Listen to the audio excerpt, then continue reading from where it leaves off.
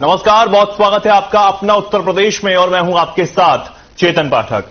इस वक्त की बड़ी खबर आपको सबसे पहले बता देते हैं। सुप्रीम कोर्ट से अतीक अहमद को तगड़ा झटका लगा है। ये बड़ी खबर आपको बता रहे हैं। सुप्रीम कोर्ट ने अतीक की अर्जी खारिज कर दी है। ये बड़ा झटका अतीक अहमद को यहां पर लगा है। ये बड़ी खबर इस वक्त की, अतीक अहमद की अर्जी सुप्रीम कोर्ट ने खारिज कर दी है और एक तगड़ा झटका अतीक अहमद को दिया है। बड़ी खबर आपको बता रहे हैं अतीक अहमद से जुड़ी, जहां पर अतीक अहमद को अब सुप्रीम कोर्ट से भी तगड़ा झटका लगा है और सुप्रीम कोर्ट ने अतीक की अर्जी खारिज कर दी है।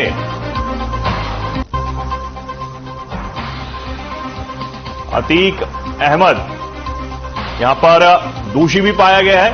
प्रयागराज में आज एमपी एमएलए कोर्ट में सजा सुनाई गई और उसमें वो दोषी पाया गया। उम्र कैद की सजा हुई है, साथ ही साथ 1 लाख रुपए का जुर्माना भी उस पर लगाया गया है और सुप्रीम कोर्ट ने भी अर्जी खारिज कर दी।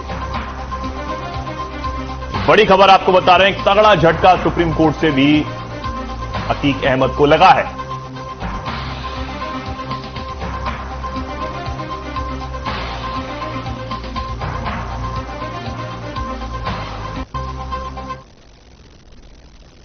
और अब बड़ी खबर प्रयागराज से, अतीक के वकील का बयान, पक्ष में नहीं आया फैसला तो हाई कोर्ट में करेंगे अपील। ये बड़ी खबर आपको बता रहे हैं प्रयागराज में, प्रयागराज से इस वक्त की बड़ी खबर है। अतीक के वकील का बयान सामने आया है और कहा है कि पक्ष में अगर फैसला नहीं आया, हालांकि पक्ष में नहीं आया और अब हाई कोर्ट में अपील करने की बात यहां पर की गई है। इस वक्त की बड़ी खबर आपको बता रहे हैं, अतीक के वकील का बयान, कहा है कि हाई कोर्ट जाएंगे, हाई कोर्ट में अपील करेंगे।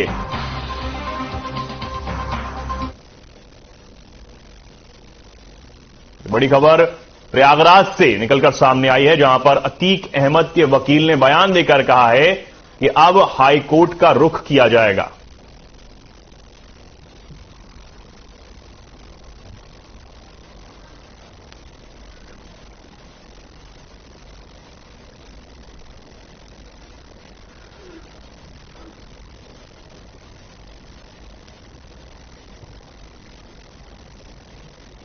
ये बताना एकदम से असंभव है जी। क्या अगली रणनीति क्या होगी यहाँ से आज के बाद?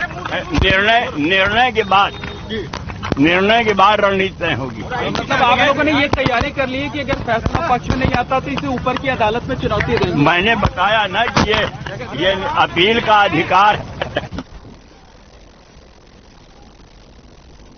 17 साल पुराने उमेश पाल अपहरण केस में आज प्रयागराज की एमपी एमएलए कोर्ट ने बड़ा फैसला सुनाया।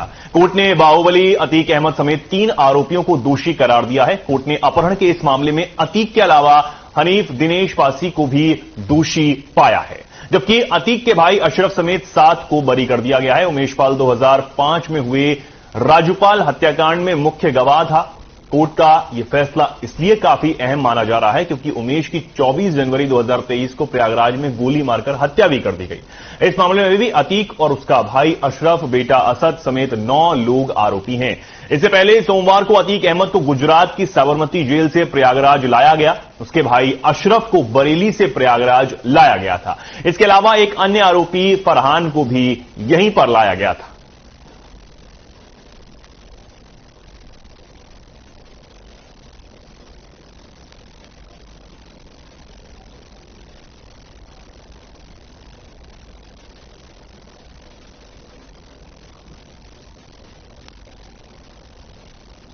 तो अब प्रयागराज से खबर है, 17 साल बाद कोर्ट ने यह फैसला सुनाया है और अतीक अहमद को दोषी करार दिया गया है। एमपी एमएलए कोर्ट में आज अतीक अहमद की पेशी थी, उसमें अतीक अहमद को दोषी करार दिया गया है और उम्र कैद की सजा कोर्ट ने दी है, साथ ही साथ 1 लाख रुपए का जुर्माना भी दिया है। अतीक अहमद के साथ 2 और लोगों को भी उम्र कैद की सजा हुई है और 1-1 लाख रुपए का जुर्माना कोर्ट ने लगाया है। हालांकि अतीक के भाई अशरफ को भी आज कोर्ट में पेश किया गया था, लेकिन कोर्ट की तरफ से उसे बरी कर दिया गया। 7 लोगों को भी यहां बरी किया गया है। अतीक के भाई अशरफ समेत 7 लोगों को कोर्ट ने बरी किया है और अतीक अहमद को दोषी करार, साथ ही साथ 2 और लोगों को यानी 3 लोगों को दोषी करार कोर्ट की तरफ से दिया गया है और 1-1 लाख रुपए का जुर्माना भी तीनों पर लगाया गया है। 17 साल बाद उमेश पाल अपहरण मामले में यह फैसला आया और एक अहम फैसला, क्योंकि गवाह उमेश पाल की हत्या भी कर दी गई, उसमें भी अतीक अहमद एक मुख्य आरोपी है।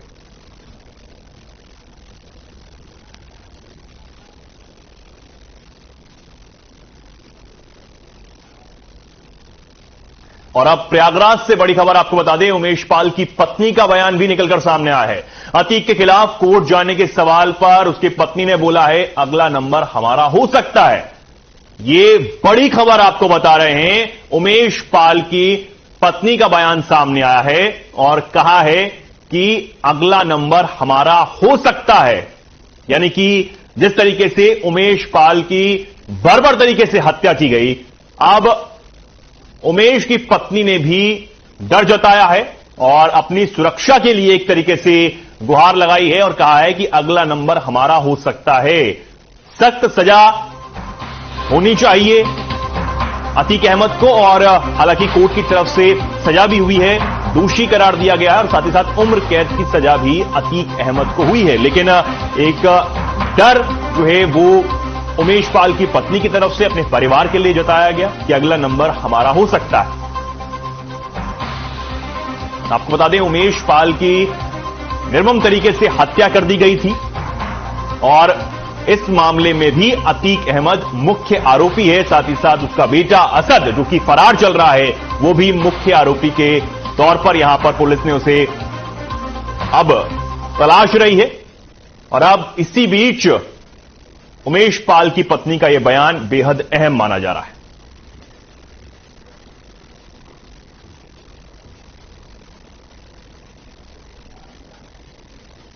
करती हूँ भैया कि उन्हें फांसी की सजा दिलाई जाए, नहीं तो फिर वो अगर जिंदा भी बचे तो शायद हम लोग न बच पाए, अगली बारी हम लोग की ना हो, ऐसा ना होने पाए। न्याय महोदय उन्हें जो है फांसी की सजा जरूर सुनाए। तो सुना आपने किस तरीके से ये उमेश पाल की पत्नी को आप सुन रहे थे और उन्होंने कहा कि फांसी की सजा अतीक अहमद को होनी चाहिए और उन सभी को होनी चाहिए जिन्होंने उनके पति की हत्या भी की है, ये उनका कहना है। और साथ ही साथ जिस तरीके से उनका अपहरण भी किया गया था। हालांकि अपहरण केस में आज फैसला आ गया है और अतीक अहमद दोषी करार देते हुए उम्र कैद की सजा कोर्ट की तरफ से दी गई है।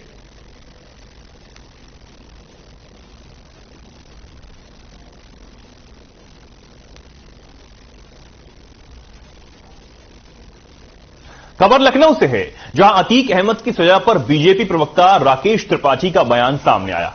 उन्होंने कहा कि योगी सरकार में अतीक के खौफ का अंत हो चुका है। यही नहीं, उन्होंने यह भी कहा कि अभियोजन पक्ष ने मजबूती से कोर्ट में पक्ष रखा, यह योगी सरकार की मजबूत इच्छाशक्ति से संभव हुआ है।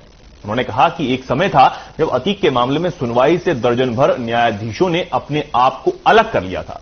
आज न्याय हुआ है, माफिया को मिट्टी में मिलाने का संकल्प पूरा करके रहेंगे।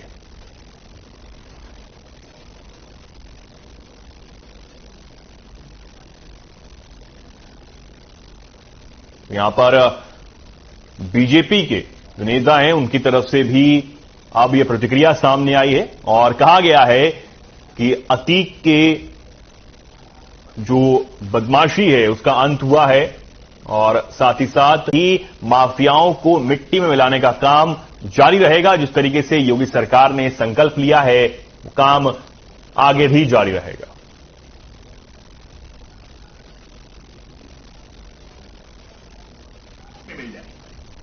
अतीक अहमद का खौफ इतना था कि दर्जन भर न्यायाधीशों ने अतीक अहमद के मामले की सुनवाई से अपने आप को अलग कर लिया था।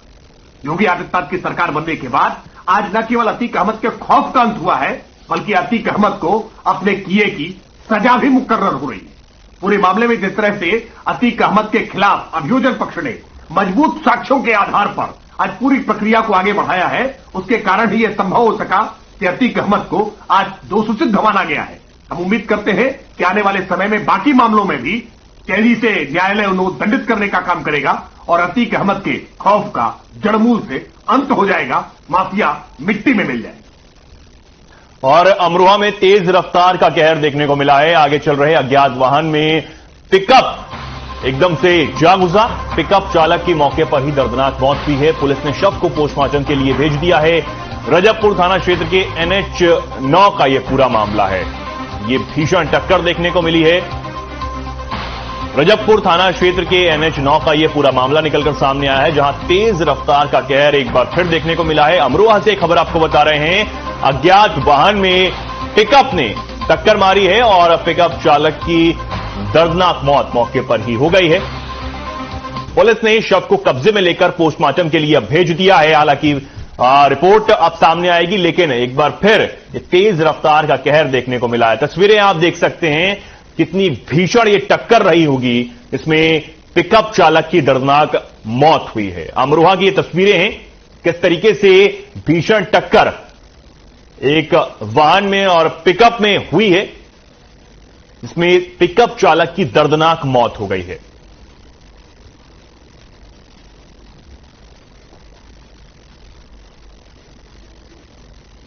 अमरोहा से तस्वीर आपको बता रहे हैं, जहां पर इस तरीके से ये तस्वीर देखिए। आप देखकर ही आप अंदाजा लगा सकते हैं किस तरीके से ये भीषण टक्कर रही होगी और क्या वो मंजर रहा होगा जब ये टक्कर हुई होगी।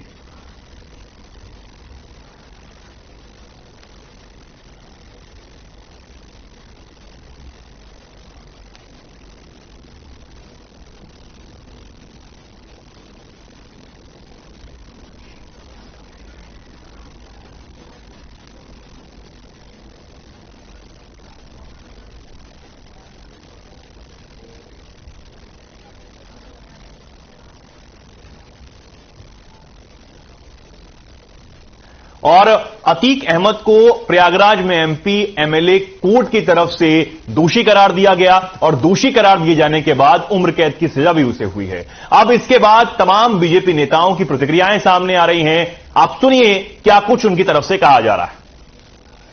आज जिस प्रकार से माफिया डॉन अतीक अहमद को उत्तर प्रदेश में ला करके और कोर्ट के सामने पेश किया गया, यह अपने आप में एक बड़ी नजीर है।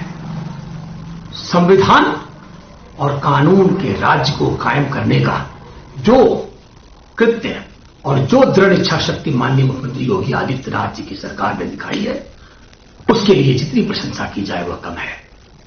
जनता में भी आज संविधान के प्रति विश्वास पैदा हुआ है और न्यायालय ने आज अतीक अहमद को और उसके भाई को दोषी करार किया। अपहरण मामले में अभी तो उमेश पाल के अपहरण का यह मुकदमा जो बहुत लंबे समय से लंबित था, जिसको फैसला आने से पूर्व उसकी हत्या कराने में अतीक अहमद का हाथ है।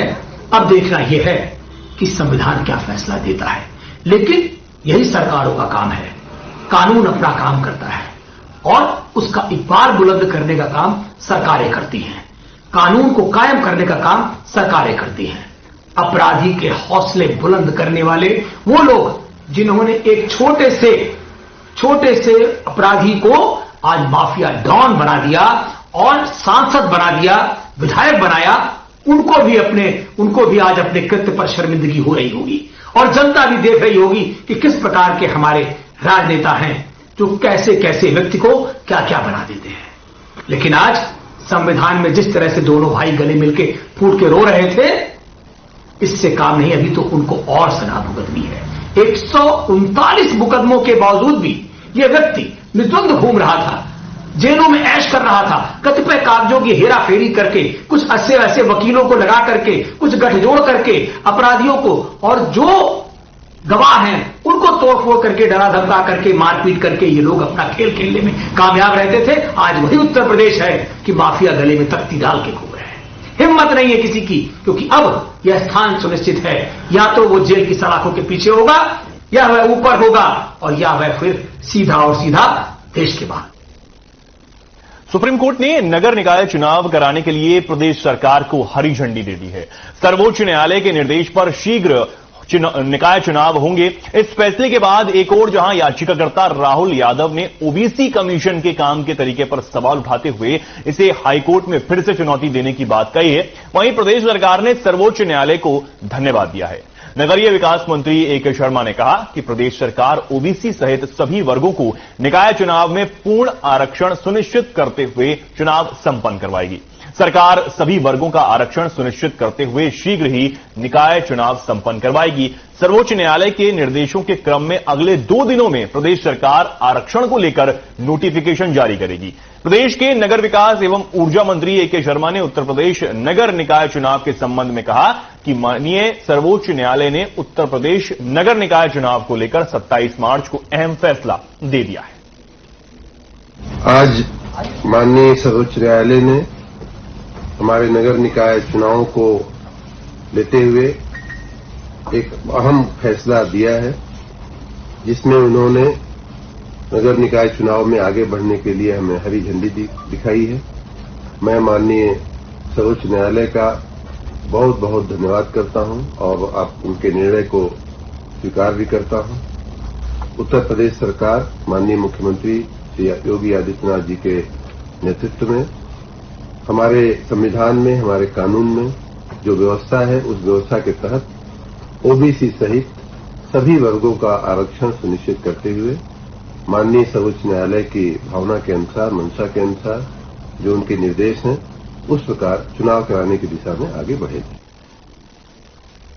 अब खबर कानपुर से है, जहां एक महिला ने बिल्हौर थाने के उप निरीक्षक महेंद्र सिंह पर गंभीर आरोप लगाए हैं। जानकारी के मुताबिक महिला पारिवारिक मुकदमे को लेकर दरोगा से मुलाकात करने पहुंची थी। दरोगा ने मुकदमा खत्म करने को लेकर कई गैर वाजिब मांगे रखी।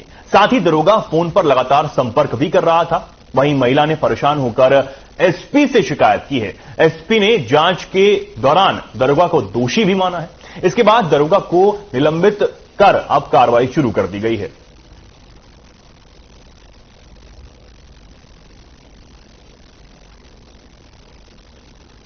थाना बिलौर पर मुकदमा अपराध संख्या 76/2023 धारा 147, 148, 336, 354A, 452, 506, 7/8 पॉक्सो, 67 IT एक्ट के अंतर्गत 7 अभियुक्त, जिनमें एक प्रमुख अभियुक्त सूरज उर्फ बंटू है, के विरुद्ध पंजीकृत किया गया, जिसकी विवेचना प्रभारी निरीक्षक श्री सुरेंद्र सिंह द्वारा की जा रही है।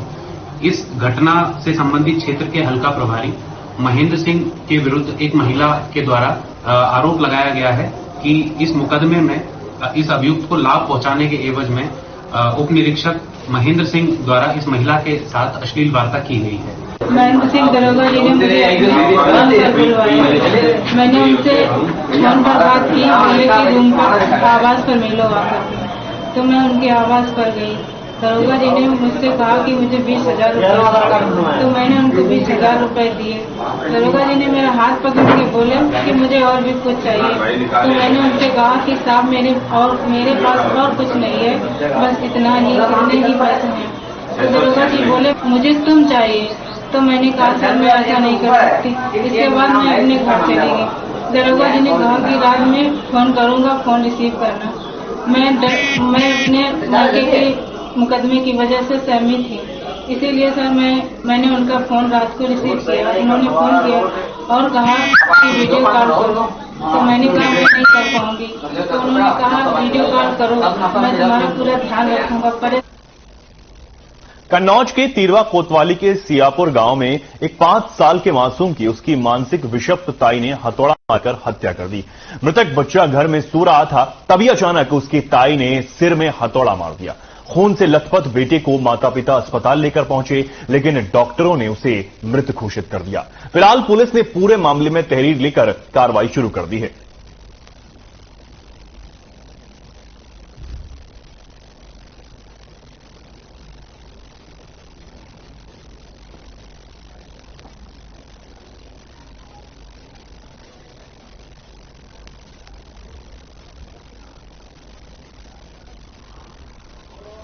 क्या हो गया बच्चे को? किसने? आपकी जेठानी ने। क्यों मार दिया, कुछ पता है? अच्छा, पागल है, पूरे भूत सवार हो जाते।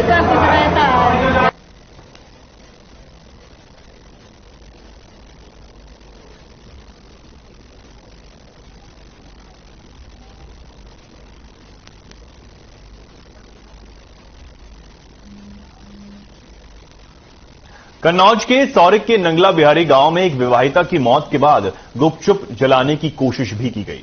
मामले की जानकारी मिलते ही मायके वाले मौके पर पहुंच गए और शव को चिता के खींच कर उतार दिया और जमकर तोड़फोड़ की गई। मामले की जानकारी मिलते ही पुलिस मौके पर पहुंची और उचित कार्रवाई का आश्वासन दिया और बताया कि मृतका का पति मौके से फरार है। पुलिस अधजले शव का पोस्टमार्टम कराएगी।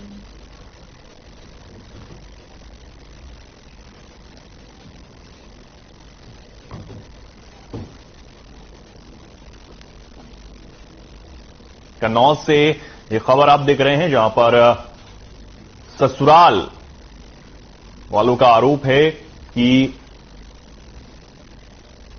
माफ कीजिए, मायके वालों का यहां पर आरोप है कि ससुराल पक्ष ने उनकी बेटी को जलाकर मार डाला और अब पति भी मौके से फरार बताया जा रहा है। लेकिन पुलिस ने अब अधजले शव को पोस्टमार्टम के लिए भेज दिया है। कन्नौज की तस्वीरें आप देख रहे हैं।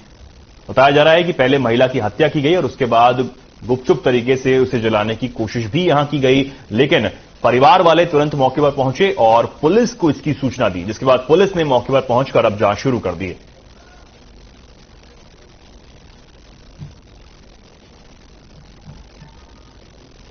बताया जा रहा है कि पति भी मौके से फरार है, जिसे पुलिस अब ढूंढने की कोशिश में लगी हुई है और परिवारजनों के आरोपों के तहत यहां पर कार्रवाई की जा रही है।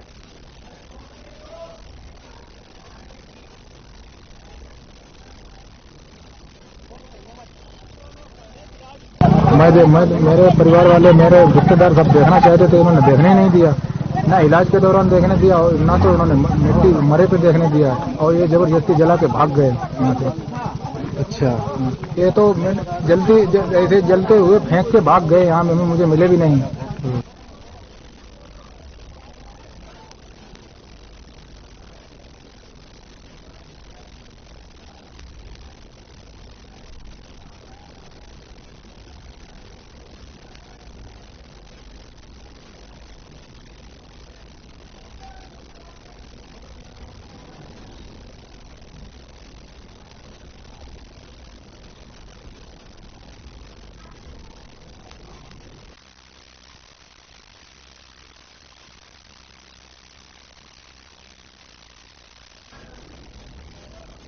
कन्नौज के चिबरामऊ कोतवाली के सुभाष नगर में जंगली जानवर के हमले से 5 बकरियों की मौत हो गई।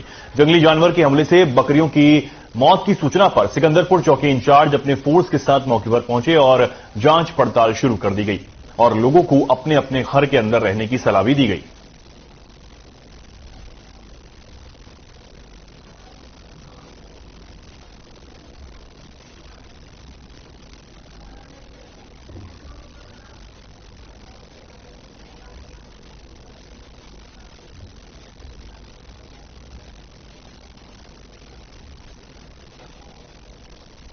और अब सीएम योगी आदित्यनाथ बस्ती पहुंचे हैं, वहां सभा को संबोधित कर रहे हैं। क्या कुछ वो कह रहे हैं, सीधा आपको सुनवाते हैं।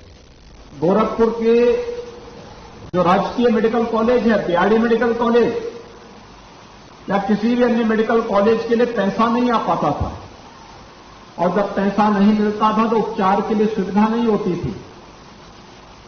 मैं देखता था डॉक्टर वाईडी सिंह जी अपने पास से पैसा लगा करके बाल रोग विभाग को उन्होंने बेहतरीन बना करके रखा हुआ था। गोरखपुर का बिहाड़ी मेडिकल कॉलेज का सबसे अच्छा विभाग कोई माना जाता था। तो उस समय डॉक्टर वाईडी सिंह जी जब अध्यक्ष थे इस विभाग के, तो गोरखपुर का वह बाल रोग विभाग माना जाता था। बाल रोग विभाग के अध्यक्ष के रूप में, फिर प्राचार्य के रूप में उन्होंने पूर्वी उत्तर प्रदेश के लाखों बच्चों के जीवन में एक परिवर्तन करके उन्हें जीने की एक राह दिखाई। मैं देखता था प्रतिदिन हजारों लोग उनको दिखाने के लिए आते थे। लाइन लगी रहती थी और लोग हमसे भी सिफारिश करते थे, भाई आप आए हैं किसी भी चिकित्सक को दिखा लीजिए। नहीं साहब, आप एक बार बोल देते, डॉक्टर वाईडी सिंह जी देख लेते तो अच्छा रहता। और हम लोग बोलते थे कि डॉक्टर साहब, ये व्यक्ति कुशीनगर से आया है, बलिया से आया है, देवरिया से आया है, नेपाल से आया है, इसके पास कुछ भी नहीं है, तो हंसते हुए कहते क्या।